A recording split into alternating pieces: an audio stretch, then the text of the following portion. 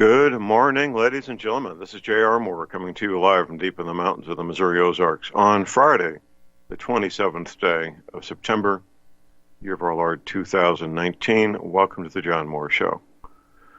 We start our shows with something that, if it's not done in your child or grandchild's school, maybe your child should be in a different school. That would be the Pledge of Allegiance.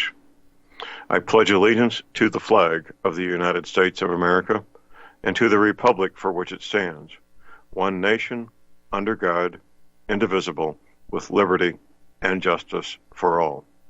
The prep tip of the day, everybody should have at least 2 water filters, one base camp water filter, that would be most likely a Berkey. I do offer Berkeys for sale at my website.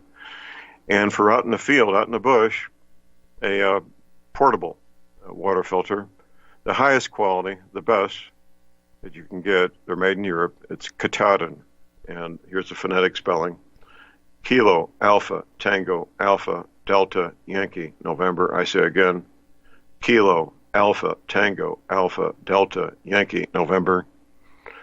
I believe there's some under my Amazon products there at my website. These are the best that money can buy. They really are. The ones typically sold in sporting goods stores are not nearly the quality. Typically, they will filter maybe 50 gallons before the filter needs to be replaced, where some of these Katahdins, you can go 10, 12,000 gallons through one filter. That's pretty extraordinary. Also, get yourself, a couple of thousand paper coffee filters. Paper coffee filters to pre-filter the water before it goes into your Berkey or before it goes into your Katahdin. That will dramatically increase the life of these filters. We have a patient waiting in the green room, my friend Tom Berryhill. Tom is a gentleman who began a quest more than 50 years ago, more than half a century ago, to become quite knowledgeable in anything and everything to do with emergency survival communications, two-way radio communications, ham radio communications, radio frequency engineering, to the point where he's made a living, self-employed in these areas of expertise. We're going to talk about emergency survival communication. If you have a question or comment, just give us a call at 800-313-9443. Good morning, Tom. Good morning, John. How are you today? Well, as I sometimes say, if I felt any better, it wouldn't be legal. Tom, I don't know what to think about this weather. I thought the brutal weather was past us. I was getting ready to schedule some backhoe bulldozer work here at my place, and I realized next week it's going to be back up in the 90s. That's pretty strange, isn't it? It really is. I was working late last night out of my shop, and it was real nice and cool out there. I think the temperature outside was around 62 or 63 degrees out here in the Ozarks, so it was very comfortable. But not for long. Back up in the 90s. Yep. Well, that's simply the nature of it. I don't know what to think about that, other than we just need to work around it and deal with it. Well, Tom, the end of September is the day that it will be illegal to sell these Baofeng radios that are programmable without undue hardships, shall we say. And we went over this a few months ago. The government's very concerned about people having independent communication that they can't control, aren't they? Well, yes, to some extent that's true. And I think the biggest problem, well, there's a couple of problems with those radios. First of all, the harmonic output, the spectral purity of the signal is not the best. They are not the best, and they're not FCC type approved because of that. And then one of the main problems is that they are programmable. The frequency is programmable from the front panel control pad. That's no good in the land mobile business, where the operator of the radio can actually set the frequency they want to be on. That is not allowed. So all the other radios are required to have a radio shop or somebody with the programming equipment to program them and make sure they're on the proper frequency, the modulation levels are correct, and so on, but not so with those Baofeng things. And John, personally, I have 2 of them, and they do work, but I've checked them with spectrum analyzers, and they have a lot of noise output there. Their transmit signal is rather noisy. The receivers are quite susceptible to adjacent channel interference, so they may work good out here in the sticks. In the countryside, they might be okay, and a lot of people use them. They like them, but you get them into a metropolitan area where there's a lot of RF energy floating around, perhaps a major metropolitan area near a tall building where there's a lot of communications equipment installed on the tops of those buildings. If you look at any of the tall buildings in any major city, you'll see all the antennas up there. Some of those building tops look like a porcupine. They have so many antennas sticking up. And in those types of environments, those radios would be rendered useless. Well, that's good to know, and people need to know that up front, because these little Baofeng radios are so inexpensive. They're unbelievably cheap. That people are gravitating towards them, thinking that they've got what they need. They just need to be aware of the limitations of this equipment, and don't have expectations beyond what these inexpensive radios can do. Right? That's true, John, and I've mentioned the Motorola types of HTs that work quite well, that are front panel programmable, but they only have 20 channels. They work quite well. They're much better than the Baofeng, but they were never imported into this country because of that front panel programming capability. They were never allowed in, so you have to buy them on the secondary markets, import them, buy them through eBay. I've got a bunch of them, maybe 20 of them, that I've bought over the years, mostly on eBay. And that's called a Motorola GP68. And they work very, very good. Well, the problem is, though, for a lot of ham operators, they're one band, they're single band only. And you have to, if you want to be on VHF, you have to buy a VHF model. UHF, buy the UHF model. And you can get in trouble with that because they look identical. You can't tell the difference between the two, especially if you don't have the frequency displayed. You can have a channel number displayed or the frequency displayed on those readouts. And if you don't have the frequency on it, you don't know which one is which. You can tell by the antennas, but if you get the antennas mixed up, same problem. So then you have to take the battery off and look at the model number. The model number will tell you, the exact model number will tell you what frequency band they are. But I mainly use the UHF version of those because I'm not interested in talking through repeaters or talking very long distances. I just want to communicate maybe a quarter mile to a half a mile while driving with other people. Some of my ham buddies will travel somewhere. We'll have these radios in each car, and they work very, very well. In fact, a couple of times just from HT to HT on some level ground, we were able to talk almost 5 miles. Amazing. Absolutely amazing. Well, depending on a crisis, I was talking to one of our preparedness group members the other day. Depending who the enemies are, if the enemies are common criminals who want to cause harm, damage property, threaten innocent human life, we'll be using two-way radio communications a lot to do what we need to do to respond to criminal activity. If it's a organized military that we're up against, the United Nations, communist Chinese, communist Russians, will only be listening. They have the capability of intercepting any radio communication and determining the location of where that communication came from. There's exceptions if you know what you're doing, that you can communicate very briefly, 5 seconds or less. But for the main part, we would just be monitoring their frequencies and others to learn what's going on. But people need to have the ability to do both, don't they, Tom? Yes, that's very true, John. And with these software-defined radios, which, by the way, the Baofeng and many of the HTs and many of the radios today are software-defined radios. They're actually a computer, and they have an analog-to-digital converter. So they take the RF signals and convert them into digital, and then they use digital signal processing, and that's how they pick up the transmissions and decode them and put them through the speaker, headset, or whatever, and then the reverse of that for the transmit side of it. And I don't know if this is being performed, but in theory, you could actually download an entire section of the spectrum, say the UHF or the VHF band or the HF band. You could just download you could just monitor the whole thing at one time and download it and store it and pick it apart later to find different signals and things that you may not have tuned into, but they're there. So you can just download the entire spectrum in real time to play it back later or analyze it by computer and find signals that were maybe missed or hidden and so on.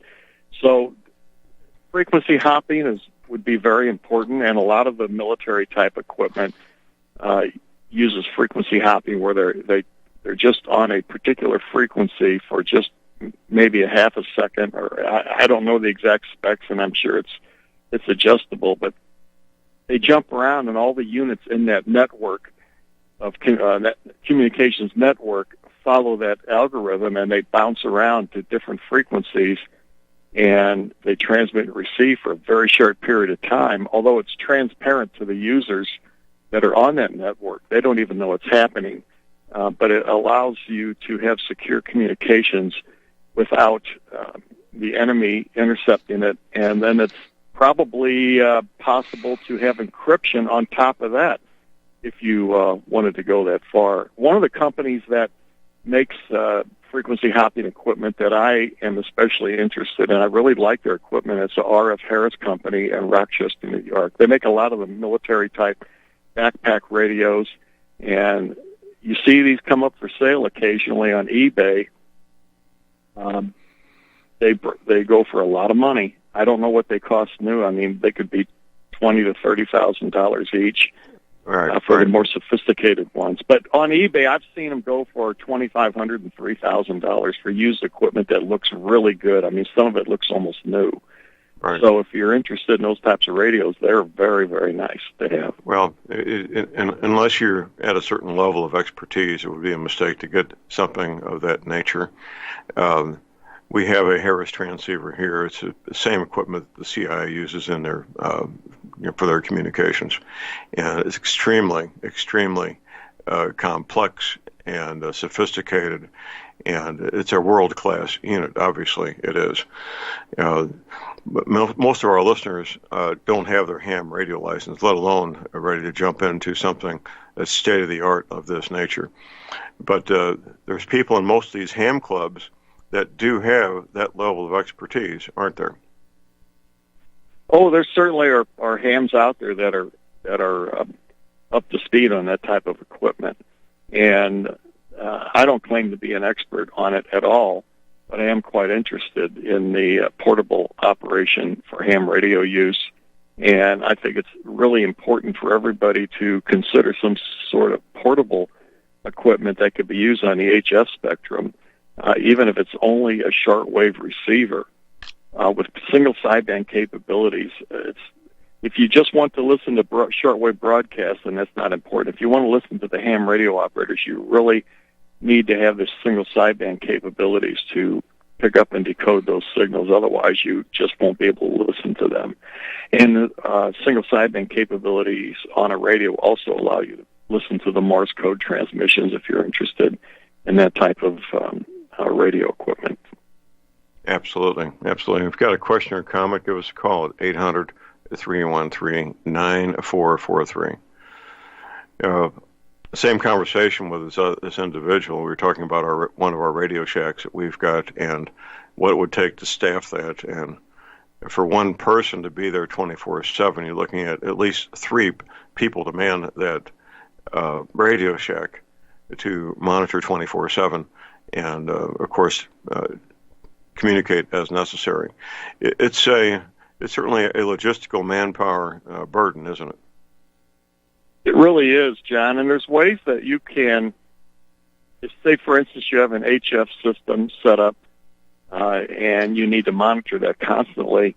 There's ways to actually interface that with VHF or UHF equipment and even through a repeater and have that system backed up that way to where you could listen to it away from that radio position, from that shack. You can interface it that way, and it allows you to use your HT or a VHF or UHF mobile radio or base station and communicate back through that HF system. And I've seen it done. I did a little bit of that myself, and I was a member of a club years ago that had a very sophisticated system like that, where they had UHF, VHF, and 6-meter FM repeaters that were interfaced with 40-meter and 75-meter single sideband radios.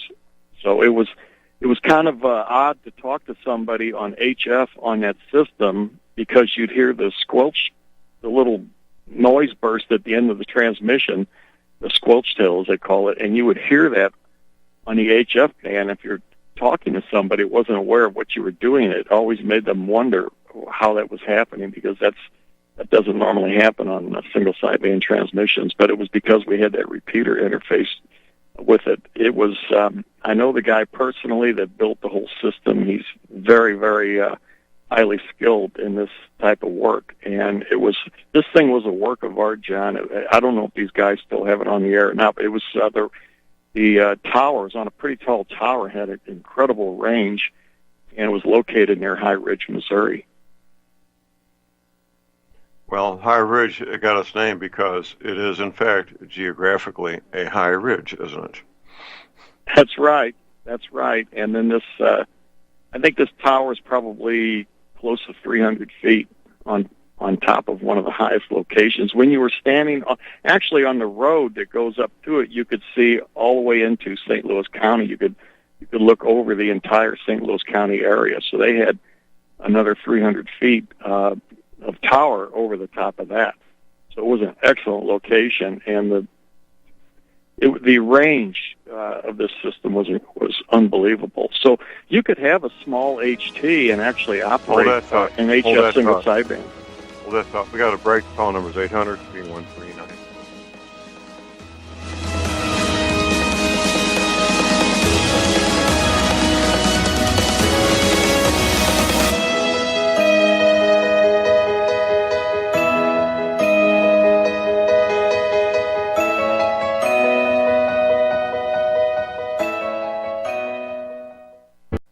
Public Broadcasting Network depends on listener support of our advertisers and of our sponsors.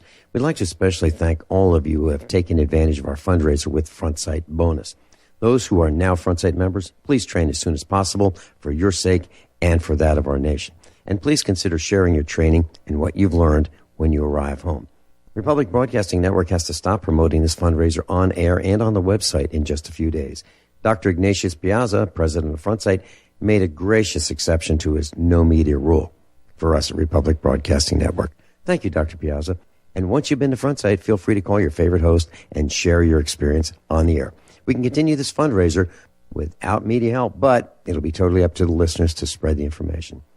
Please call Dan Sutterfield in Missouri at 573-465-2356, 573-465-2356. That's 573-465-2356.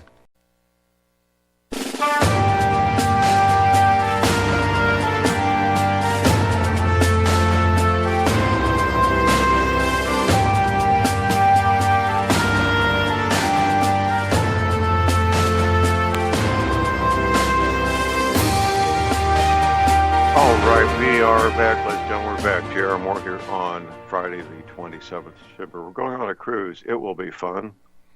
If you choose for it to be, it will be romantic with you and your significant other. We're leaving Florida Saturday, the 9th of February, returning a week later, the 16th. Leon Green will be with us. Listeners that want to come along and be part of this, of course, will be with us. I hope it can be you. Get the details at my website at thelibertyman.com if you don't have internet access, or if you just want to talk to our cruise director and have her mail you a nice full-color brochure. Give our cruise director a call. That's Betsy Murphy, our cruise director. Her telephone is 636-530-9502. I say again, 636-530-9502. Visiting with Tom Berryhill. We're talking about emergency survival communications. And if you got a question or comment, give us a call at 800-313-9443. Tom, I was working with my new thermal imaging device last night, and when I was finished testing it and reviewing it, I removed the batteries. And this is a heads up. Any electronic device, any piece of equipment that takes batteries, do not put it in storage with the batteries inside. Correct, Tom? That's very true, John, and especially for regular flashlight type batteries. That's really true for those. Some of the newer battery technologies, though, they really don't leak or as much. But I still like to remove batteries when I'm not using any piece of equipment for a long period of time. Absolutely. That's imperative. Now, figure out how many batteries you think you'll need, and then double that number. Have at least 2 chargers, that's the minimum, 2 battery chargers. Have a way to use solar power to operate these battery chargers. And keep all this type of equipment, the battery chargers, solar panels, in a Faraday cage, and the radios themselves in a Faraday cage, so that if there would be an EMP, it won't affect your radios. Correct, Tom? That's very true. And also, as far as Faraday cages go, it'd be wise to have magnetic shielding on there. So a lot of people think about the electrical side of it, the electrical pulse itself, but there's a magnetic component to that EMP blast as well, and you need to shield for that. If you have copper screening, that would work quite well, but a magnetic field will go right through that. So you want to have, I would say, at least 2 layers of some sort of sheet metal. Even galvanized sheet metal would be better than nothing, and that would serve as a magnetic shield as well as the electrical side of it. So the old idea of putting a galvanized metal trash can inside a second trash can, isolating the two and then grounding them together at one point only, and that point then goes to a ground rod, is an excellent way to protect equipment. Now let's just get some more detail. I know exactly what you're talking about, but our listeners don't. When you say isolating one galvanized steel can from the other, that means no metal can touch metal. So the metal of the inside can cannot touch the metal of the outside can, using old blankets, cardboard, wood, some non-conductive material. Correct, Tom? That's exactly correct. And then at one point, the two can be bonded together and then grounded. The idea here is that if you have you never want to ground it in more than one spot. If you have multiple grounds on there, what happens is between the grounds, if there's enough of a voltage signal from that electromagnetic pulse, it could actually induce currents between the 2 ground rods or the 2 grounding locations, and that right there would set up a field itself, another magnetic field secondary to the one that's coming in. So you always want to ground any type of equipment at one single point. And that holds true for most electronic equipment, especially audio equipment, radio equipment, all of that stuff, John, should really be grounded at one point only. Well, and even for buildings with metal roofs, or a metal building, a friend of mine, he's probably listening, he built a very nice Quonset steel building, beautiful building, very nicely done. And I told him exactly what you said. You need that steel building grounded at one point. Otherwise, you're setting up an electrical circuit and defeating your purpose, aren't you? Yeah, and a lot of people have heard of ground loops, and that's exactly what happens.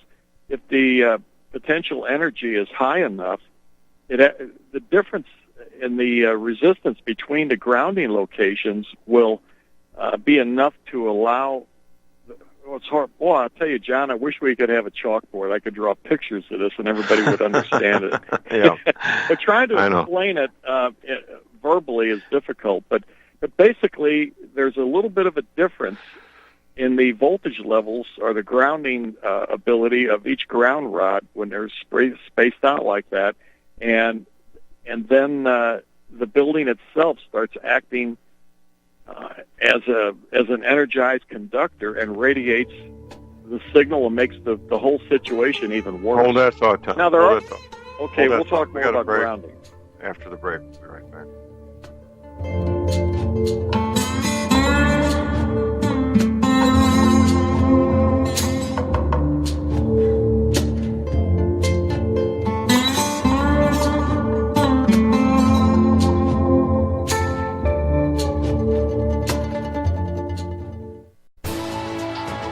You are tuned in to the Republic Broadcasting Network. Visit our website by going to republicbroadcasting.org.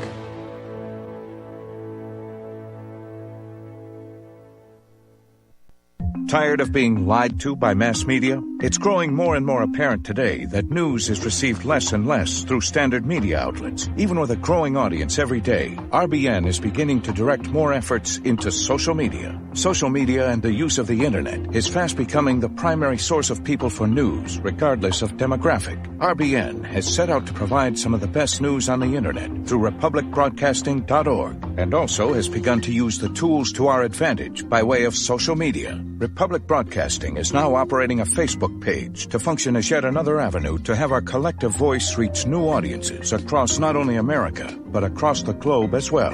The Facebook page features not only news, but also an RBN player to listen to our broadcasts. Get involved by visiting facebook.com/Republic Broadcasting and liking our page and share it with your friends and family, because you can handle the truth.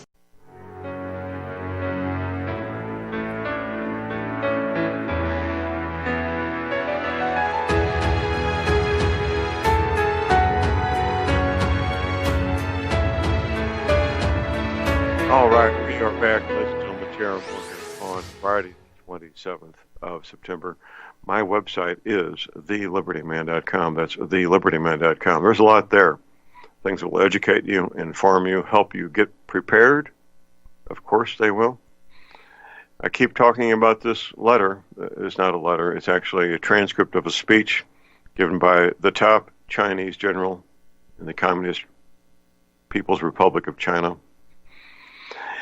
He was giving this speech to his top generals. He never thought or believed that this speech would ever be released to the American public, translated into English. He never thought that at all. Didn't occur to him that this would happen, but it did, and we've got it. And you need to read this. You want to know what's coming at us? This is what's coming at us. The dragon is coming at us. So read that and inform yourself. You're going to need to be healthy. You're going to need to have lots of energy to deal with what's coming in the future. That's where the energy cleaner comes in. We need healthy, strong, energetic Americans, not people debilitated with arthritis pain, people who aren't getting a great night's sleep. The energy cleaner helps with all those things. I'm setting an energy cleaner frequency, that pad right now, getting that signal right now as I speak. You can also. The details on Energy Cleaner are at my website at thelibertyman.com, where you can read up on it, make your decision, place your order using PayPal, MasterCard, Visa. You send me a check, my address is there. I have a toll-free order line 24 hours a day for the Energy Cleaner and the mattress pads. Keep in mind the following. I offer from me to you personally a 90-day money-back guarantee. Don't ask your doctor for a 90-day money-back guarantee. It will not be well received, as if you don't know that already. The toll-free order line is 800-592-9543. I say again, 800-592-9543. We're talking with Tom Berryhill, and we're talking about emergency survival communications. The call-in number is 800-313-9443.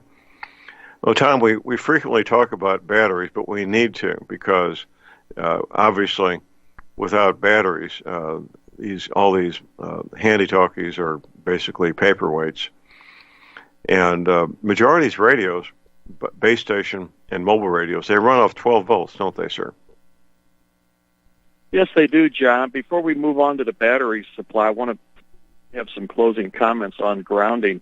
What I like to do for HF systems, once you find the spot, if you have to ground a metal building or your trash can system or what have you, one ground rod is usually enough, and they are typically 8 feet long. They're steel and they're copper plated. Just drive that thing in the ground and make your connection to it. You should be fine. As far as HF radio equipment goes, I like to have a really good ground. So what I do for that is I almost violate what I just said. I actually use 3 ground rods, and I'll drive a ground rod in, and I'll go down 2 or 3 feet and drive another ground rod in, and another 3 feet, sometimes in a triangular pattern even. But I'll use 3 ground rods that are 8 feet long, and that gives you a very low impedance or low resistance connection to the earth. Usually you can get by with 1, but I like to make sure that I have a very good ground. It's so important on HF communications especially. And also, when installing ground rods like that, what helps a little bit if you don't have really good ground conductivity in your area, there's charts out there that show the various ground conductivity readings throughout the country. Where we are here in the Missouri Ozarks, John, it's not too bad, but it's not the best either. What I do is I take a post hole digger and I dig down at least a foot and a half, and then I drive the ground rod down through that larger hole right in the center, and then when I'm finished pounding the ground rod into place, I fill that with either rock salt or copper sulfate crystals, and that will soak down into the ground and give a very good, very highly conductive connection into the ground in your area. So just some ideas there that might help people that are going to operate on HF and they need a good ground. Well, a good solid ground is not optional. I know I have a number of friends who are involved in the aircraft industry, and if we're having a casual discussion and they mention an issue, I always say, well, you should check the ground. Right. But oddly enough, I mean, it doesn't matter if it's a 1935 airplane or a brand new F-15. Issues with ground will cause problems with all these aircraft and any radio situation, whether it's a mobile unit, an automobile, or a truck, or a base station. Not having a proper ground is always an issue, isn't it? Yeah, it really is. And as far as removed from earth ground, it's usually the vehicle frame or the airframe on an aircraft, and you need a good connection to that. And it's not optional. You need that, and it makes all the difference in the world as far as communications equipment goes. Absolutely. Well, soon we will have 12 months before the November 2020 election. Men that I work with, men that I know personally, Dave Hodges, Paul Martin, Steve Quayle, my friend Steve Ben Noon, who's on every Tuesday with me, we all share a common concern that following the November 2020 election, civil disorder is a high likelihood. Nothing's definite, obviously. Nothing's definite. Things could change, and President Trump is doing what he can to mitigate. But these 13 months will fly by, and people need to be making decisions now, getting in training now, getting equipment and supplies now, while they can. Right, Tom? Well, that's exactly right. And we wanted to talk about batteries a little bit. That's very important to have some, at least at a minimum, lead-acid batteries. I'm reading up more on these lithium-based batteries, John, and they have incredible power storage capabilities in a very small package. So that technology is very expensive, but that's a low weight type of method of storing incredible amounts of energy. If you can afford it, some of those battery packs are hundreds of dollars, but in a very small space and very lightweight, they store a lot of electrical power. And if you're going to operate any type of portable equipment out in the field, it'd be very wise to make an investment in some of these newer style battery systems that will make it easier to transport that equipment. Lugging around some lead-acid batteries it gets pretty old after a while. It does, and they're heavy, they're bulky, and of course the radios we carried in Vietnam were heavy and bulky, but they were very dependable within their limitations, obviously. I'll trade off weight and bulk for dependability if that's what it takes. But these days, you can get very dependable, durable radio in a fairly small, fairly lightweight package, can't you, sir? Oh, you really can. One of my favorites is the small Yaesu FT817. They have a new one, FT818. It's I think it is another 1 watt of power. They're low power, by the way. The F817 is about 5 watts. This new one is maybe 6 or 7 watts. I don't remember exactly. I don't have one. I do have the 817. I really like it. And then here ICOM is, I believe it's ICOM, is coming out with some sort of ultra portable type of HF system. I don't remember the model number, but there's something new on the horizon for next spring, and they'll probably show that for the first time at the Dayton Ham Fest in Dayton, Ohio. That's where they usually show all the new equipment that's coming out. So that's something to pay attention to. And so much of this equipment will work quite well out in the field with these low weight batteries. If you have to lug this equipment around for a while in a portable situation where you have to carry it on your back or carry it in a case, those lead acid batteries are quite heavy, whereas the lithium based and even the nickel metal hydride batteries will be a lot less weight wise to lug around, and any of that type of equipment will work with these batteries. You just have to get the right number of cells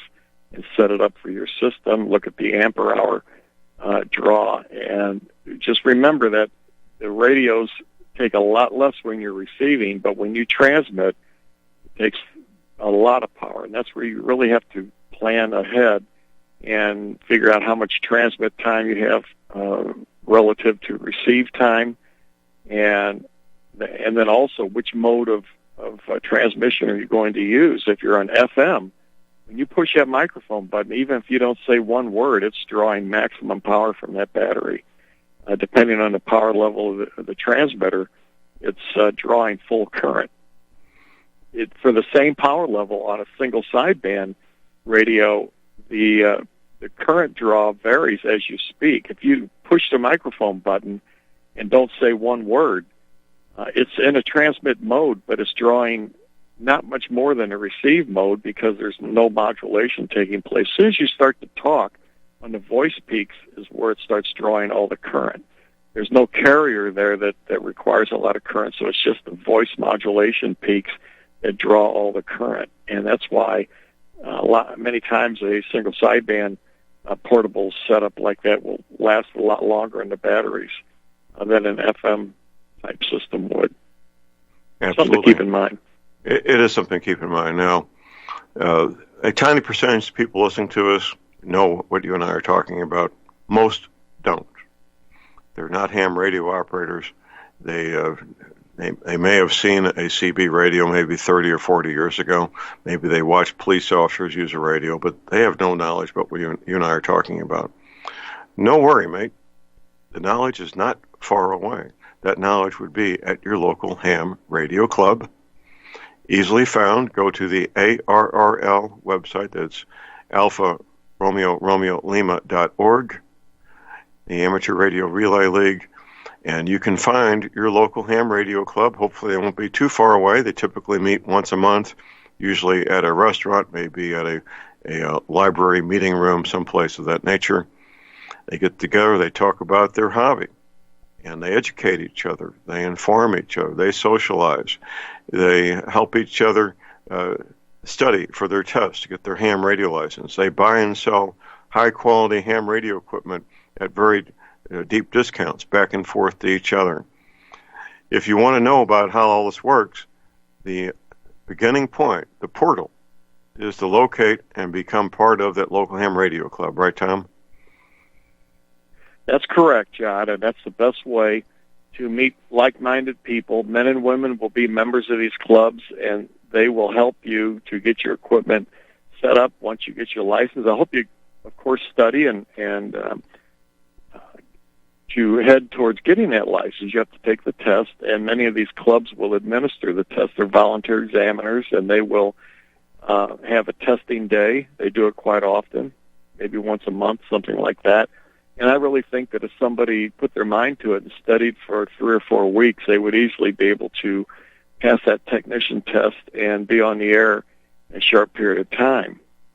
The FCC doesn't mail out licenses anymore, but they post the results on their website, and your call sign will show up there. They'll have a listing on their database that shows that you have a particular call sign, and that's how you can find out when your license has been issued. You'll have your call sign. You can get on the air immediately.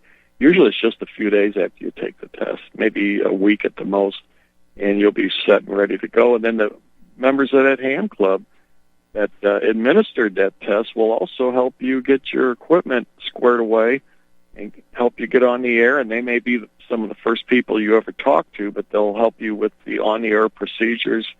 You don't just get on there and start talking. There's different ways to listen and communicate, and different cue signals and codes and things that are unique to ham radio and communications that you'll learn how to use. And it's very important to learn the on-the-air procedures so you don't make a fool of yourself once you get on that radio. And then you'll meet a lot of different people that have similar interests. You'll meet others from all walks of life, all the way from somebody who might be an electrician up to a neurosurgeon. You never know who you're going to be talking to next. That's right. You never know. And it's a wide variety of people that from all walks of life, all over the planet. You simply don't know. You may be talking to a taxi cab driver, you may be talking to a movie star, you may be talking to royalty in some foreign country. But these skills are easy to acquire. The equipment is not terribly expensive. And 12, 13 months from now, this knowledge, this equipment, these supplies may very well be a matter of life and death, correct? Very possible, John. We don't know. We don't know what's going to happen, but it would be very wise to have equipment like this. At a minimum, I would have a scanner that's capable of listening to the law enforcement, the firefighters in your local area, as well as the city utilities, the county road crews, any of the utility companies that operate in your area. They all have two-way radios in their trucks and cars, and you'd be able to listen in on their discussions and learn a lot about what's going on. If there's power outages, things like that, you'll hear it firsthand. And then also a shortwave radio with single sideband capabilities would be very important. And then, of course, some way to power all this equipment. Many of these scanners, probably most of them, will operate off of 12 volts, just like a standard car battery. So you could power this stuff off of your car if you wanted to run a cable out to your car and run the car once in a while to charge a battery, but you could operate that way. Run a wire into the house from the car, just clip onto the batteries. I've seen it done that way. Another way to do it is to set up some sort of, even a lead-acid marine battery would work quite well, deep cycle type marine battery, and just get an inexpensive solar panel to keep that battery charged. When you're not using the equipment, the battery will be constantly charged and at a ready state and ready to go. And it would be very wise to have something like that, or charge it off your regular power, utility power. Just plug it in the wall with a battery charger, maybe have the solar panel as a backup, and of course jumper cables at a car. If you needed that, you could charge up a battery off your car if need be. You just have to think outside the box a little bit and get yourself set up and ready for this. Hold that thought, Tom. Hold that thought. We got our last break. We'll be right back.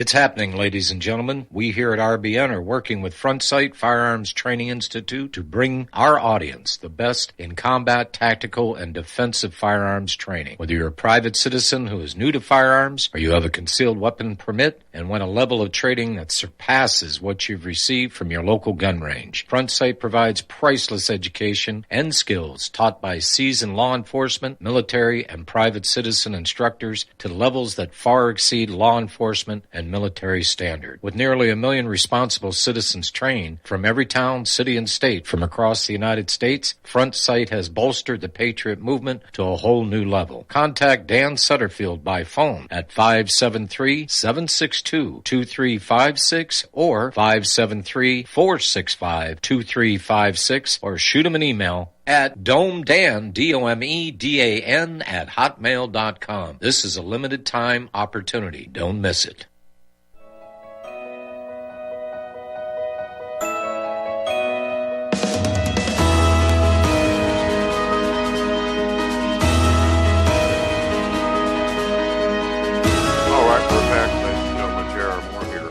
The 27th of September.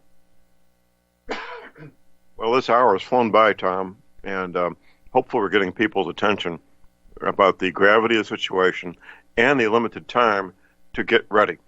It is limited time, and I'm taking it seriously. You're taking it seriously, and we hope all our listeners do, don't we?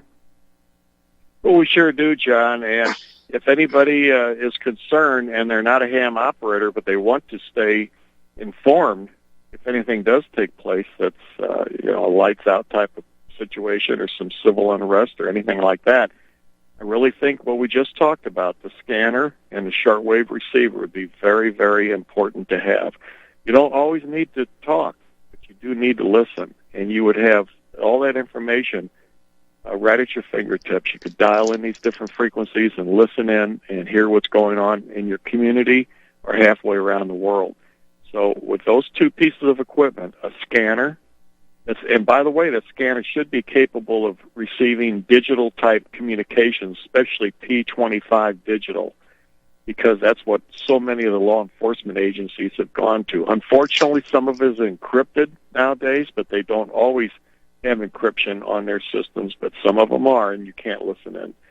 But if they're not encrypted, you'll be able to listen and hear what's going on, and then also on shortwave, you'll be able to listen to foreign broadcasts. And so many times, the best information comes from a non-domestic source. So you might hear more valuable information from a foreign country than you would from your own broadcast going on in our own nation. It's sometimes the information from outside our nation is better and more accurate than what they're feeding us right here at home. Absolutely. And it will be a challenge. It will be a situation where you're under stress, you're suffering sleep deprivation, you probably aren't going to be eating familiar food or meals like you normally would. A lot of things combine to make a situation like that extremely difficult in terms of your intellectual capability, your spiritual life, your physical capability. I've been there, done that, got the T-shirt, as they say, Tom. I'm not looking forward to it again. But the better prepared you are before all these events begin, the better off you're going to be in the long run, won't you? Well, that's very true. And one of the worst situations would have something like this take place and then be in the dark, so to speak, as far as information and communications goes. If they shut down the internet feeds, turned off cell phone systems, you just wouldn't have a clue as to what's happening. But with scanners and shortwave receivers at a minimum, ham radio equipment, if you do have your ham license, would be even better. But at a minimum, the scanner and the shortwave radio equipment would allow you to tune in and listen to anything out there, and you'd have a lot more information and probably feel a lot better about the situation because you'd have information. Not knowing what's happening would be really a bad way to be living under those circumstances. Tom? 100 minutes. All right, we're back, ladies and gentlemen. Jerry Moore here, our second hour on Friday, the 27th of September. Preparative of the day, you need at least 2 water filters. That's a bare minimum. A Berkey Base Camp water filter, preferably 2 of those with extra filters, of course, and a field water filter, one you put in your rucksack, your backpack, and take with you out when you're out in the bush. I do offer Berkey water filters for sale on my website, and I think I have, I'm not positive, under Amazon products at my website, I may have some Katahdin water filters. They're made in Europe. These are mil-spec, and Katahdin is spelled the following. I'll give you the military phonetic spelling twice. Kilo, Alpha, Tango, Alpha, Delta, Yankee, November. I say again, Kilo, Alpha, Tango, Alpha, Delta, Yankee, November. They're the best. They are the best. Be sure you get about 1,000 paper water filters, too. Maybe 2,000. They're cheap. Paper water filters to pre-filter any water you put through these filters. Usually Friday mornings we have Dr. Lynn Wilbert with us. He's not here, and he's probably out doing his favorite discretionary pastime activity, which is golfing. He lives, if you walk out and stand on his front porch, you can see the golf course at the end of his street. He loves that place. It's a beautiful home he's got, by the way. We'll have open lines here this hour. The call number is 800-313-9443. Time is an interesting phenomenon. I know that that year I spent in Vietnam was a pretty long year. I got there 2 weeks after my 20th birthday, left 2 weeks after my 21st birthday. A lot of activity. I was, beginning about a month before I left, I had to train 3 different men to take on all my responsibilities. They were not about to try to find somebody to do all the things I was doing. But that was a long year, a fast. I would not trade it for anything, by the way. I wouldn't. I went there a boy. I came back a man.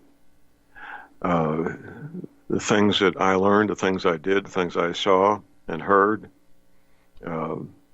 helped make me the man that I am, and I'm thankful for that. But time is such a unusual phenomenon.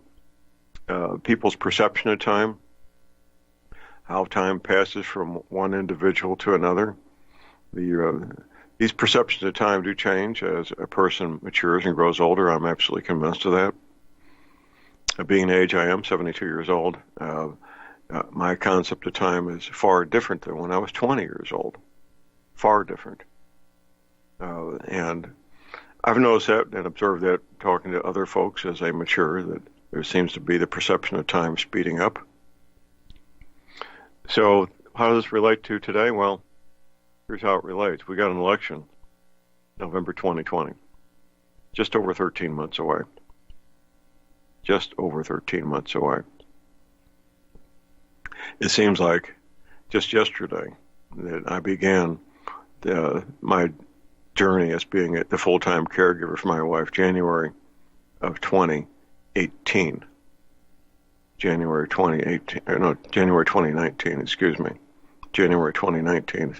So all of 2019 and then 6 months of 2020. Of 2019, excuse me. Getting my years screwed up there. I mentioned to friends, I'm pretty active in the community. I go to the supermarket. I'll typically see 2 to 3 people I know on a first-name basis. I visited the gentleman who works on my chainsaws yesterday and power equipment and so forth. And my comment to them is, I was gone a year and a half. It seems like I wasn't gone that long, but I was gone a year and a half living in the city, taking care of my wife. Point being, these 12, 13 months before November 2020, they will fly by. It will make your head spin how fast these months will pass. I know first responders are aware of what we're talking about. I know they're making preparations for this, increasing their training, increasing their supplies, increasing their equipment, doing what they can within their limited capabilities. Everybody has limitations. Even the president. The president, used to being a CEO, could do pretty much anything he wanted, anytime he wanted, within certain restrictions, mostly financial and time. Now he finds himself with restrictions not only on money, but legal restrictions on what he can do. But he's doing what he can. Hopefully it will be enough to slow down or stop the Red Dawn invasion. I really do hope he's successful. I'd much rather spend my time doing fun things as opposed to living through another wartime scenario. Most of you probably feel the same way. No normal person wants to go through a war. I've known men who did relish war. They were past the point of being normal alpha male warriors. They were at the point where it was a obsession with them. I know the one Green Beret I worked with in the 6th Special Forces group, not the 12th. His buddy, this was a young officer, I think he was a first lieutenant. His buddy had been killed in Vietnam with the 5th group, and he carried around the last letter from his buddy in his breast pocket and took it out. I watched this man do it. He would take it out several times a day to read it. He was burning with anger, consumed with anger, on fire with anger. It was burning him up, and he was anxious to get back in the war as quick as he could. I don't know if he made it or not in terms of getting back, but that's an unfortunate situation. It really is. My goal is to preserve innocent life and protect property. My goal is to the best of my ability, protect the lives of my daughter, son-in-law, grandchildren. That's my goal. And I've put in place everything I can to ensure that there's some likelihood, hopefully a high likelihood, that I can do that. It's been said that no plan for war survives the first shot being fired. Well, they don't. Warfare is a very dynamic situation, very fluid situation. And if you don't understand it, I'm here to tell you that's the way it is. Things happen that you don't anticipate. It's hard to anticipate everything. That's why we need a plan A and a plan B and a plan C. Things will go wrong. That's one thing you can count on. Things will go wrong. Things will break. Things will be missing. Things won't work that you expect to work. Your enemy will do things you don't expect your enemy to do. Think about that. Think about that. There's an excellent book to help you get your brain squared away for dealing with warfare. It's a book older than the Christian Bible. The title of the book is The Art of War. The Art of War by General Sun Tzu. Tzu is spelled T-S-U or T-Z-U. I think maybe it's T-Z-U. General Sun Tzu.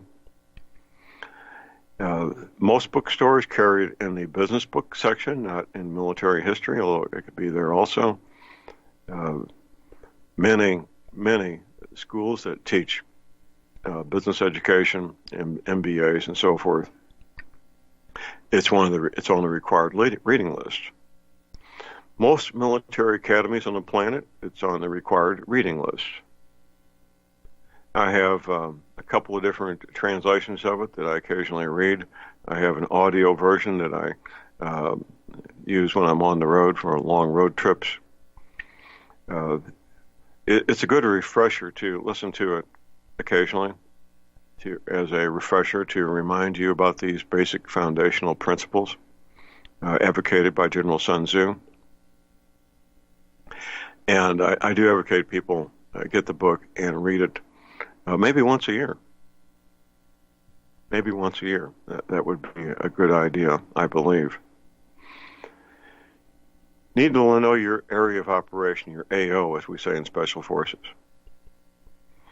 You need to drive all the roads, the paved roads, the gravel roads, any trails going through public lands, national forests, and so forth.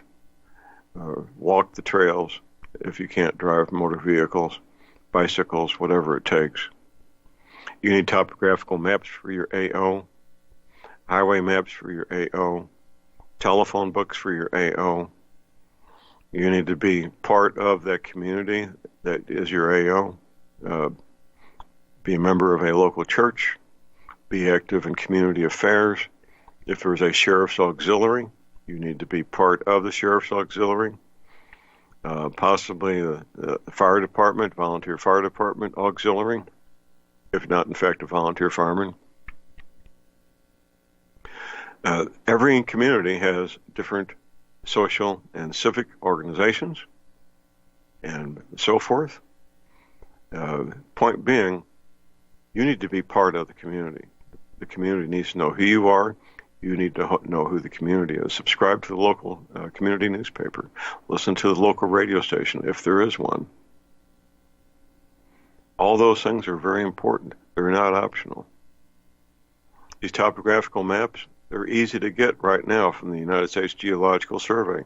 Easy to get. Point, click, click. Pay for it with your credit card. It'll be in the mail fairly quickly. All those maps. How many maps do you need? Well, at least 9, minimum 9, with your location, your safe haven being the middle map. So you have 1 left, 1 right, 3 above, and 3 below. That's 9 maps. Preferably 2 copies of each. So you're going to have, and that would be a minimum, 2 copies each. So your base camp, your charge of quarters office, we can have all those 9 maps mounted on a wall. It's going to take up a lot of space, about 6 by 6 feet, give or take a little bit. About 6 by 6 feet. It's going to be a big map. If you do want to make copies, make sure that they're 1-to-1 in the ratio. Do not enlarge them. That messes up everything. You may want to sometimes enlarge them for some training purposes, and make sure they're in color. The colors on these maps have meaning, and to lose that color and go to black and white, well, spend a little bit of money. If it costs you 50 cents a copy or $1 a copy, you're not going to be making that many copies. Just go ahead and make the 1-to-1 ratio color copies of the areas that you need those copies of. When you're in the field, your topographical maps should be kept in a Ziploc bag so that they're protected from moisture. Once these things get wet, they become pretty useless pretty quick. So your Ziploc bag, let's say you have a 1-gallon size Ziploc bag, which is approximately 12 by 12 inches, approximately.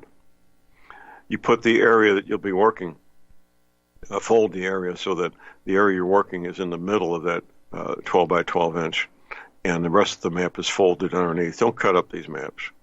Don't just fold them and make that part usable there in that manner.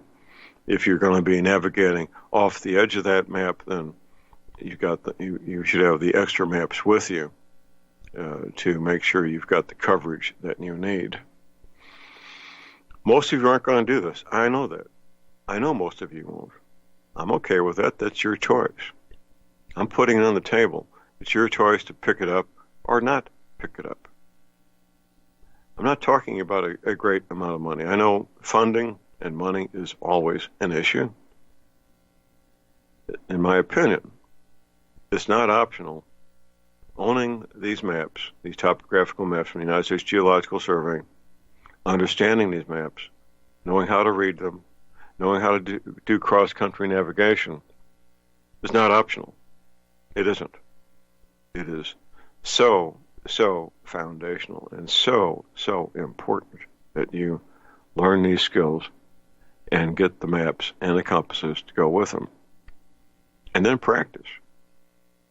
You think you can learn how to do this by reading a book? Well, that's a start. There's no substitute for being out here in the bush, walking up and down these hills if you live in a hilly area, walking through the woods if your area is wooded, using a topographical map to find your way from point A to point B. You may find that you can't do a straight line because, well, there's a 100-foot cliff in between. And if you don't have the proper equipment, which would be rappelling rope, static line, a Swiss seat, gloves, and know how to do that safely, Well, you're going to have to do a reroute, aren't you, to be able to accomplish that goal. What questions do you have about preparedness? We're talking about preparedness this hour. The call number is 800-313-9443. I want to see all of us get through this civil disorder that may happen beginning in 13 months. Civil war beginning after that, the Red Dawn invasion possibly after that. It will be incremental. It will make your head spin as to what takes place, how fast it's going on, how the media spends it to make it look like it's people spontaneously being upset with the re-election of the president, which there'll be some of that. There's a lot of snowflakes out there and people with Trump derangement syndrome. That's a bona fide phenomenon, unfortunately. But it will be George Soros funded, trained, and equipped protesters doing this, communist agitators doing this. That's who will be behind it. That's who's going to be causing the trouble, damaging property and threatening innocent life. Hopefully you won't be in an urban, suburban area when all that activity is taking place. It would be a good thing to be away from there. And hopefully you'll do that. You'll be away from an urban, suburban area. You'll be at a safe haven. You'll have all the food you need, a way to grow more food. You'll have all the potable water you need, a way to stay warm at night. Proper clothing, proper equipment, a way to protect yourself from criminals. That would mean at least one firearm that you're properly trained and ready to use. Here's our break. Call number is 800-313-9443.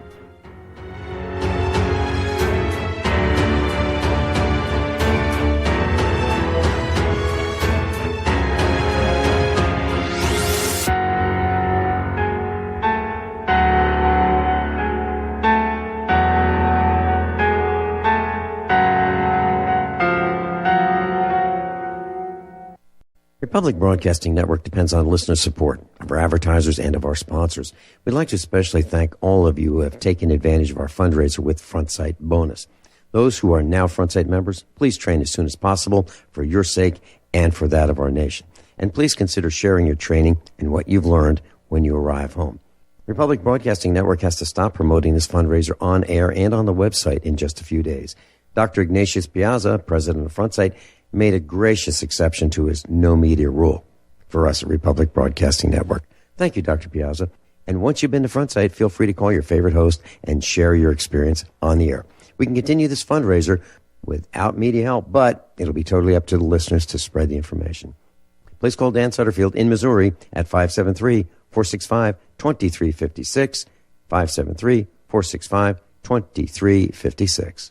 That's 573-465-2356.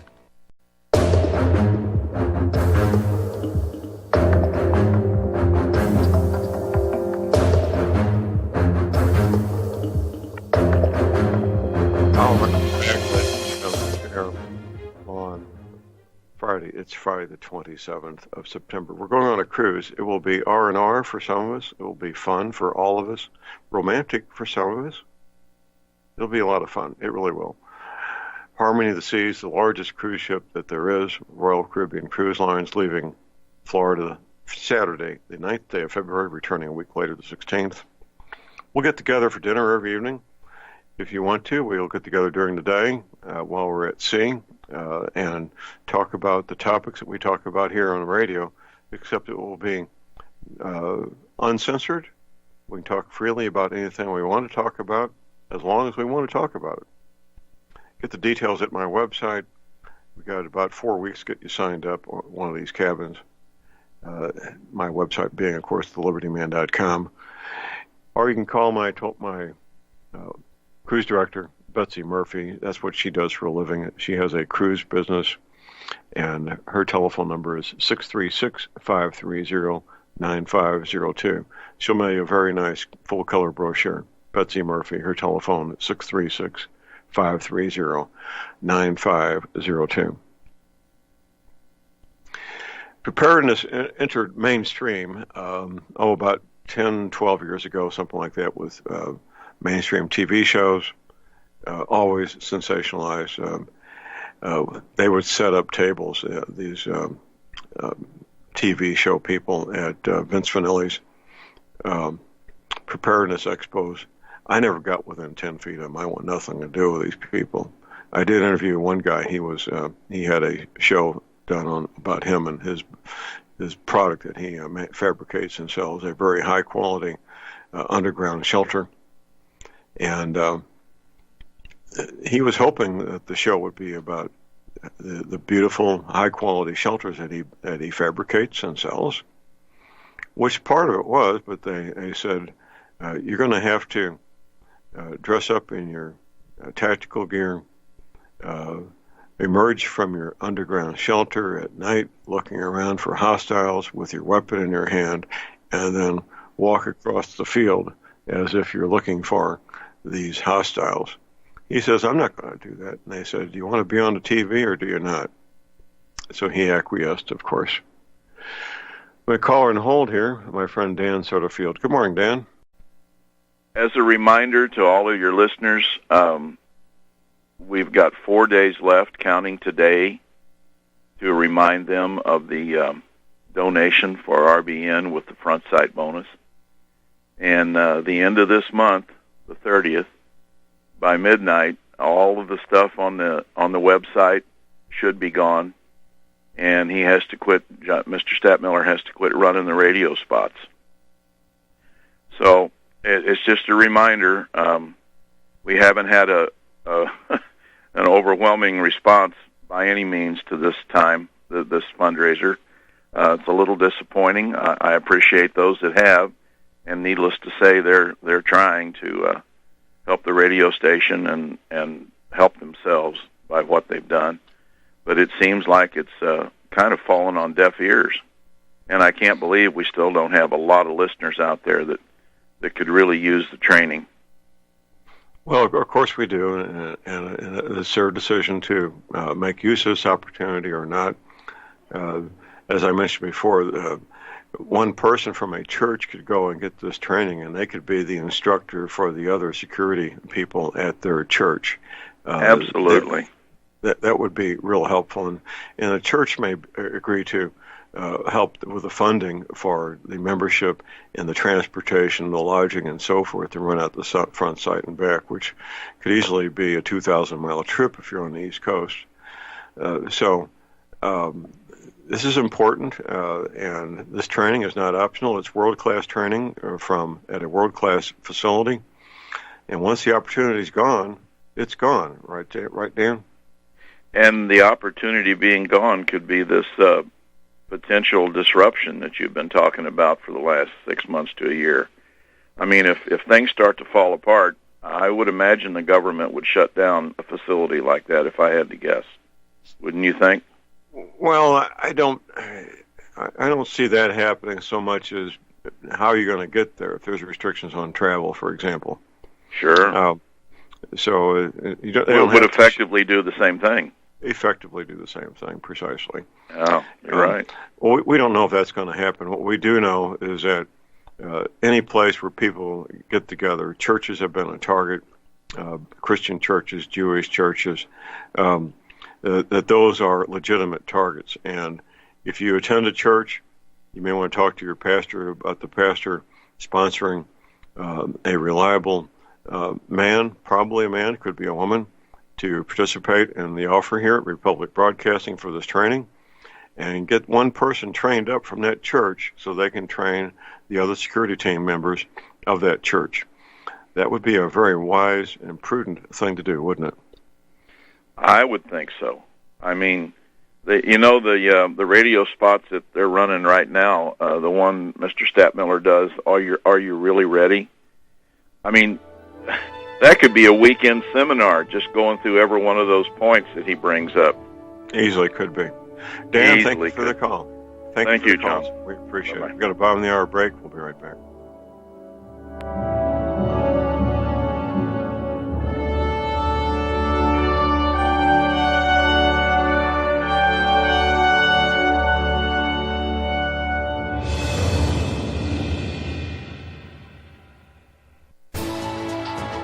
You are tuned in to the Republic Broadcasting Network. Visit our website by going to republicbroadcasting.org.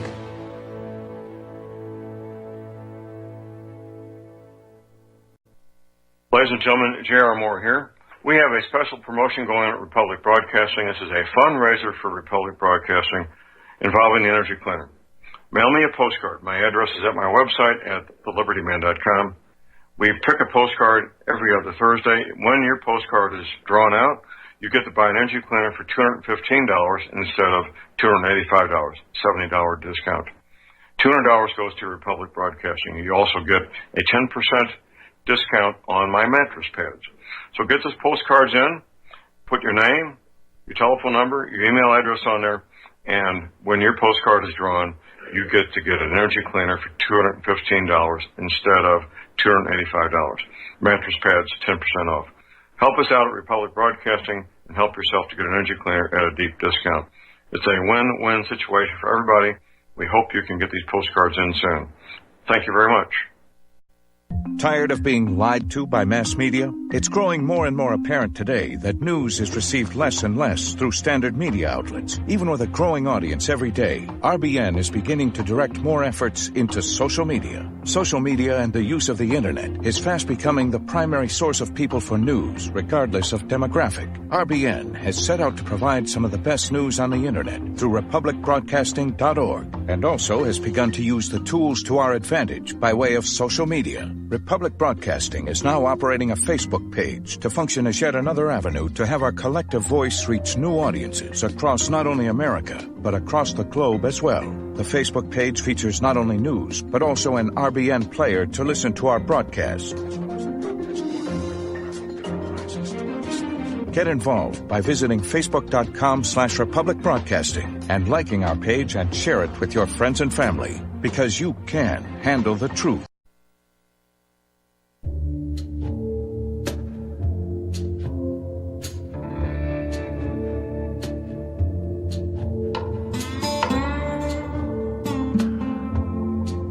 All right, we are back, ladies and gentlemen. We're back. J.R. Moore here on Friday, the 27th of September. All these things we talk about fit together. You've probably figured that out.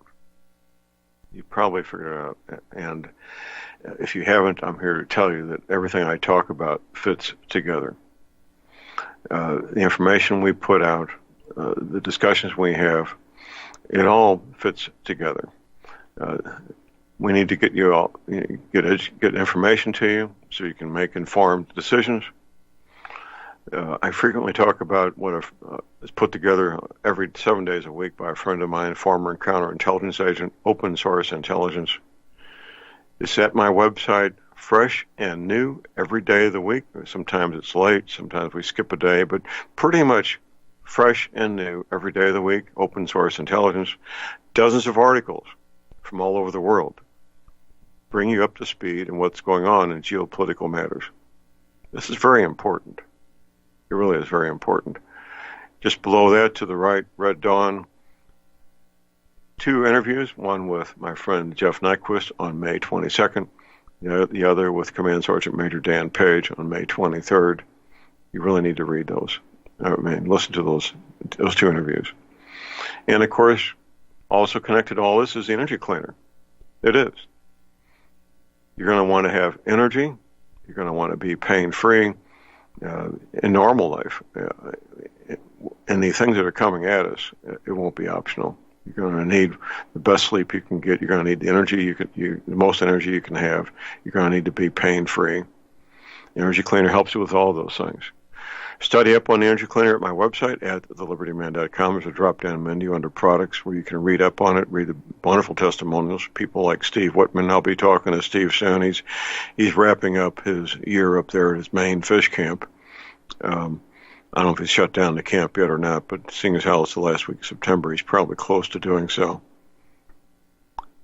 Steve Whitman gives the energy cleaner and myself credit for saving his life. That's very humbling, but he does. The energy cleaner is $285, shipping included to American zip codes. The mattress pads that go with it, they vary in price depending on what you need. twin size, full, queen, king, California king, the handy travel size. Everything's right there at my website, where you can use PayPal, MasterCard, Visa. You can send me a check if you need to. My address is right there. I have a toll-free hour line 24 hours a day. Don't try to call me at my toll-free hour line. These are order takers. 800-592-9543. I say again, 800-592-9543. And don't forget, I offer a 90-day money-back guarantee. That should take some of the edge off that wondering if it's going to work for you or not. It'll work. It's a rare occasion that it won't work. Preparedness can and should be part of an overall healthy, normal lifestyle. Another form of insurance. Americans are used to paying insurance premiums. Homeowners insurance, life insurance, health insurance, automobile insurance. Lots of different kinds of insurance.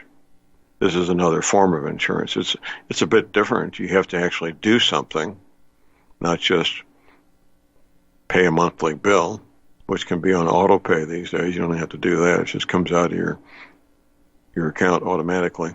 No, you're going to have to spend some time and spend some money. It's going to vary from person to person, and on one end, people might be rinsing out 2-liter soda bottles very thoroughly to store up water, and buying bags of beans and rice at the local supermarket when they can. That's one end of the spectrum. The other end of the spectrum are people I work with that have serious financial wherewithal, well into 7+ digits. We all got our capabilities, we all got our concerns, we all got our different ways of meeting those concerns.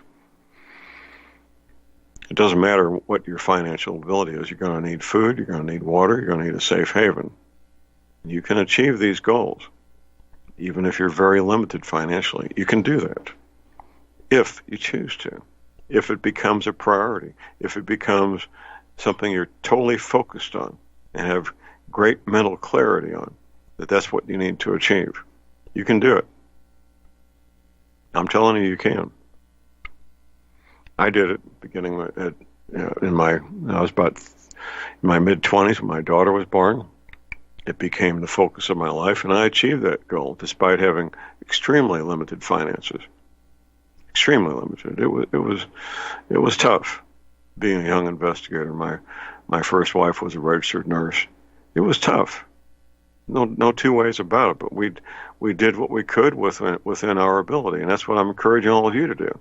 To do what you can within your ability. I don't, and just get started. Seriously, get started on this quest so you can move forward and achieve your goal. Getting your ham radio license is not going to cost very much money. It's going to take more time than money. First aid class, if there's any cost at all, will be insignificant. Just look around. There's lots of places offering first aid classes. The Red Cross, your local junior college, hospitals put it on, fire departments put it on, occasionally a police department. Lots of places get first aid and CPR training. You need those skills. First aid, CPR, ham radio skills. I keep repeating that over and over again. Owning a firearm does not mean you're proficient with the firearm, any more than my going to the local art supply store and walking out with $500 worth of art supplies doesn't turn me into Picasso or Rembrandt. I could own art supplies. It's not going to make me an artist. You can own a firearm, and it's not going to make you proficient with that firearm. And if you think owning a shotgun means you don't need to train because it'll hit whatever you pointed at, you're wrong. You still need competence in training, even with a shotgun. I know people who believe that's true. It's not true. It's not true at all. Anybody who wants to cause you harm is going to be fairly close. And the pattern of a shotgun at 7 or 10 yards is not much bigger than your fist at the farthest, if that. No, you still need training. And learning how to manipulate a rifle, shotgun, pistol under stress can't be done by reading a book. And having that firearm in the safe or in your closet locked up is not going to make you competent. Owning a topographical map and a compass is not going to teach you how to do cross-country navigation. Owning a book on cross-country navigation is not going to give you the skills and the experience you need. There is no substitute for actually doing whatever skill it is you want to learn. We sometimes refer to people that believe that as armchair commandos. They've read the books, they got the equipment, they got the supplies, armchair commandos, sitting there in that book, in that recliner, and not having actually done these things. You need a team. You think you and your spouse are going to face these things alone? You're wrong. You think you and your spouse will be safe at your hideaway in the wilderness? I've had people call me and say, "Hey, John, will I be safe?" My answer is it one man or one woman, maybe a couple? My answer is, how long can you stay awake? That's how long you'll be safe. How long can you stay awake? That's how long you'll be safe. No, you need to be part of a team that knows each other, trusts each other implicitly, has worked together, trained together, played together, prayed together. All these things. Can you do this in 12, 13 months? I don't know. That's up to you. It's not up to me. Hopefully you can. Hopefully you've been at this a while. I'll always be in contact by new people who just found out about me because I was on with Paul Begley or on some other show as a guest, or they just stumbled across me on YouTube. And these questions come up all the time. The biggest question concerning some of these earth changes, John, when's it going to happen? Well, it's already happening. The Gulf Stream stopped June 12th, 2010. Stopped going across the North Atlantic is what I should say. There's still a Gulf Stream coming up the East Coast, as there's always been. It's reduced in size and velocity. It's still there. It goes out a couple hundred miles from Cape Hatteras, North Carolina, and then it ends. It doesn't go all the way across the North Atlantic. The changes of that one thing alone to our planet, to the northern hemisphere, are dramatic in terms of disruptive, undependable, bizarre, freakish weather that we're getting since June of 2010, which will continue.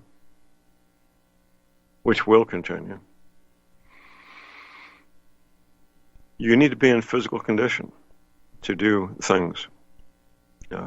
If you can barely walk, you're dramatically reduced your chances of survival. If you can't run, you're dramatically reduced your chances of survival. If you can't do sit-ups and push-ups, maybe some pull-ups, you've dramatically reduced your chance of survival. What can you do to get in shape now? Well, you've got a lot can happen in 12 months in terms of getting the shape. An awful lot. Very positive things can happen. Dietary changes are going to be at the top of the list, obviously. I like ice cream as much as anybody, maybe more than some others. I won't have ice cream in the house. I simply won't do it because I know if it's there, I'm going to eat it. Occasionally, and I say occasionally, about once a week, maybe once every 2 weeks, I may get a small dish of ice cream as a treat. But that's it. Soft drinks? None. Nada. No soft drinks at all for this cowboy. I have a gluten-free diet. It's helped me tremendously. And may help you, it may not. I don't know. I try to eat meat, one meal a day, about 40 grams, a portion of meat about the size of a cigarette pack. That's difficult because meat is so tasty and so available. But it's a work in progress. And I work on food combining. If I do have meat and potatoes, to eat the meat first and then eat the potatoes. Don't confuse your stomach and to confuse your digestive system too much down there. Fresh fruits and fresh vegetables. That needs to be the mainstay. With a little meat. I'm a carnivore. Omnivore is probably more like it.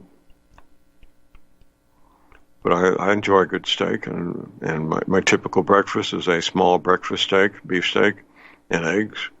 Need that protein in the morning. That's when you need the protein for energy to do the things you want to do during the day. and a good-sized lunch and a very light dinner. I don't need a lot of food in my for energy at night. I'm going to be sedentary. It's nighttime. I'll be sleeping. I don't need energy for that part of my day. Clean water is not optional. It is not optional. Most public water drinking supplies are not fit for human consumption. They have sodium fluoride, they have chloramine, they have chlorine. The chlorine is probably the easiest thing. That'll just gas out. The chloramine is part of the water. It won't gas out. It needs to be filtered out. Sodium fluoride the same way. It won't gas out. It needs to be filtered out. I'm absolutely convinced that many of the issues that Americans suffer is because of the public drinking water supply. I think there's a lot of evidence to support that also. You need to sleep every night, a good, restful, peaceful sleep, what they call with it REM, rapid eye movement, where you're really in that deep sleep. As my wife, Dr. Moore, would say, it was, by the way, it's 3 months ago yesterday that she passed, June 26th. She said frequently, when you sleep is when you heal. That sleeping quarters, first of all, we are electromagnetic beings. Your head should be facing north. The room should be very dark. No electronic devices within 10 feet of your head. The temperature between 60 and 68 degrees. You know, that sounds cold, don't it? But that's the best temperature for human beings to sleep. Very quiet. And that's it, basically. That should be an achievable goal for most people, most of the time. Get those electronic devices more than 10 feet away from your head. Make sure the room's very dark. Get that temperature down between 60 and 68 degrees. Head facing north. That will help your sleep. That's what I do. My head faces north. I have a cool room, a dark room, no electronic devices within 10 feet of my head. And of course, I use an energy cleaner also. I'm sitting on the energy cleaner pad right now as we speak. And I'm glad of it. I'm so glad that I met Tom Berryhill, that I found out about this technology. It's helped me achieve my goals of optimal health and well-being, having the energy I want to do the things I want to do. Some of you will pay heed for some of what I'm saying. Most won't pay heed for everything I'm saying. It's a lot. You need to prioritize. Get your priorities squared away. Water, food, safe haven, durable clothing to be outdoors. You're going to be outdoors a lot. Training and training and training. First aid, CPR, ham radio, firearms.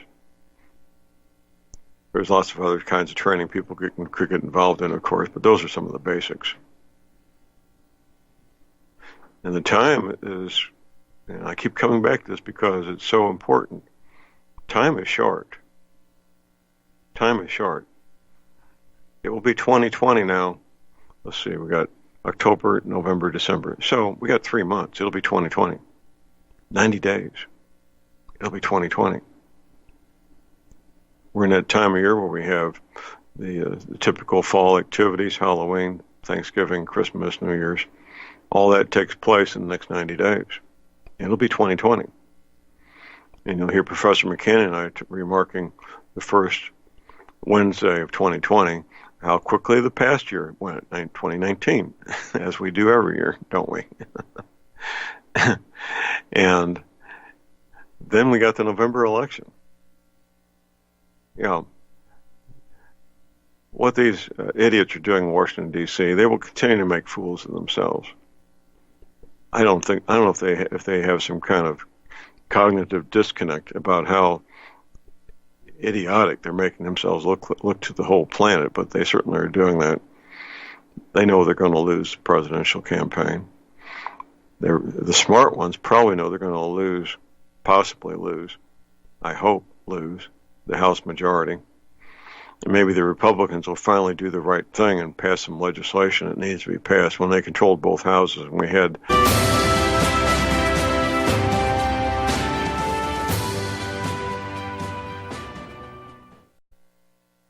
It's happening, ladies and gentlemen. We here at RBN are working with Front Sight Firearms Training Institute to bring our audience the best in combat, tactical, and defensive firearms training. Whether you're a private citizen who is new to firearms or you have a concealed weapon permit and want a level of training that surpasses what you've received from your local gun range, Front Sight provides priceless education and skills taught by seasoned law enforcement, military, and private citizen instructors to levels that far exceed law enforcement and military standard. With nearly 1 million responsible citizens trained from every town, city, and state from across the United States, Front Sight has bolstered the Patriot movement to a whole new level. Contact Dan Sutterfield by phone at 573-762-2356 or 573-465-2356 or shoot him an email at domedan, DOMEDAN, at hotmail.com. This is a limited time opportunity. Don't miss it.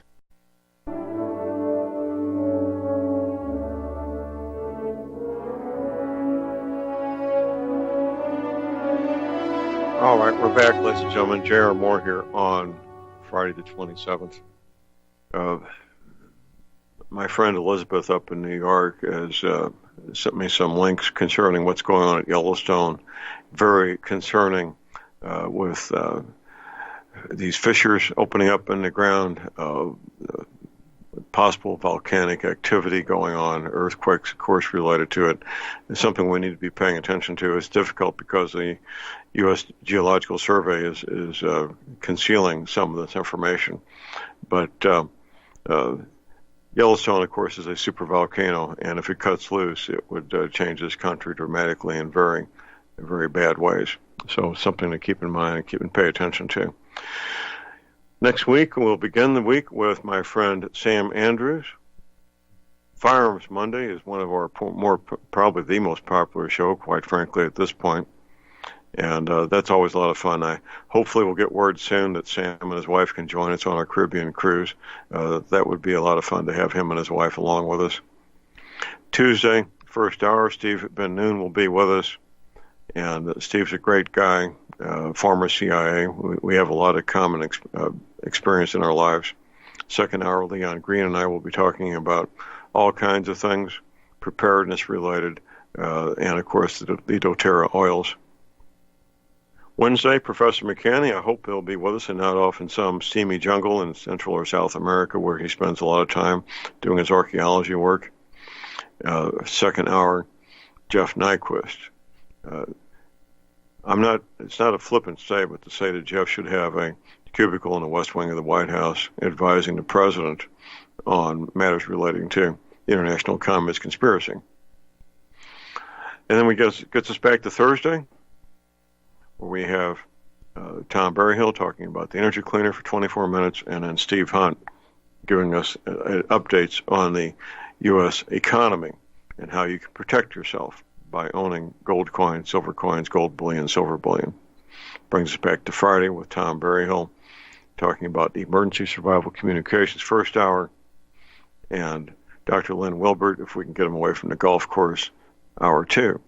Dr. Wilbert is a brilliant man. He's been an instructor for many, many hundreds of doctors at various seminars over the years.